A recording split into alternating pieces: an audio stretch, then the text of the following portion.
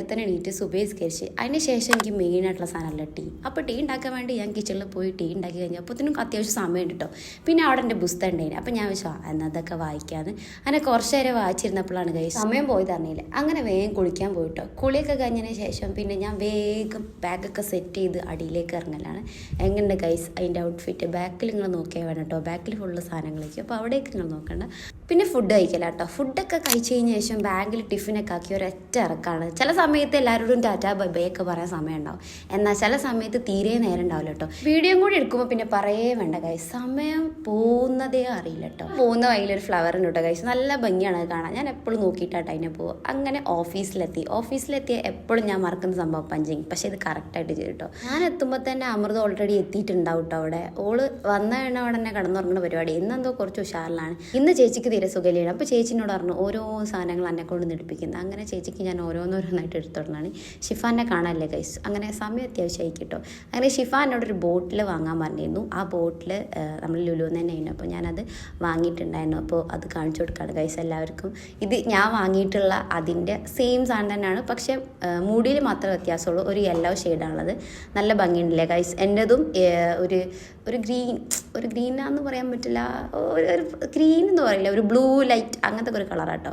ഷിഫാനൊക്കെ ഭയങ്കര ഇഷ്ടമായിട്ടോ. ഞാൻ ഓൾറെഡി ചോദിച്ചിരുന്നു ഏത് കളറാണ് വേണ്ടതെന്ന്. അപ്പോൾ ഈ കുഞ്ഞ് ബോട്ടിലാണ് കൊണ്ടുവന്നത്. ഇനി വേറെ പറഞ്ഞു എനിക്ക് വേണ്ട, ഇനി ഇത് വെക്കാമല്ലോ എന്ന്. അവിടെ വെറൈറ്റി കളർ ഉണ്ടായിരുന്നു കേട്ടോ. പക്ഷേ അതിൽ നിന്നൊക്കെ ഭംഗി എനിക്ക് തോന്നുന്നു യെല്ലോ തന്നെയാണെന്ന്. അങ്ങനെ ഷിഫാനപ്പോൾ അവിടുത്തെ ചെടീൻ്റെ നമ്മളവിടെ സൈഡിലൊരു ചെടി ഉണ്ടായിരുന്നു കേട്ടോ. അതിലത്തെ കല്ലെടുത്ത് നോക്കുകയാണ്. അപ്പോൾ പറയുന്നുണ്ട് നല്ല തണുപ്പുണ്ടെന്ന്.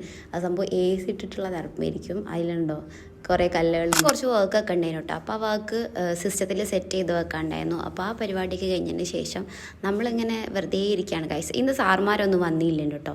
അപ്പോൾ കുറച്ച് വർക്ക് ഉണ്ടായിരുന്നു, എന്നാൽ അത്യാവശ്യം ഫ്രീ ആയിട്ടുള്ള സമയം ഉണ്ടായിരുന്നു.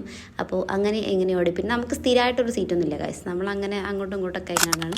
പിന്നെ ഫുഡ് കഴിക്കാനുള്ള സമയം ഗൈസ്. ഇതാണ് എൻ്റെ ബോട്ടിൽ. എങ്ങനെയുണ്ട്, ഇതിലേതാ രസമുള്ള നിങ്ങൾ പറയട്ടോ.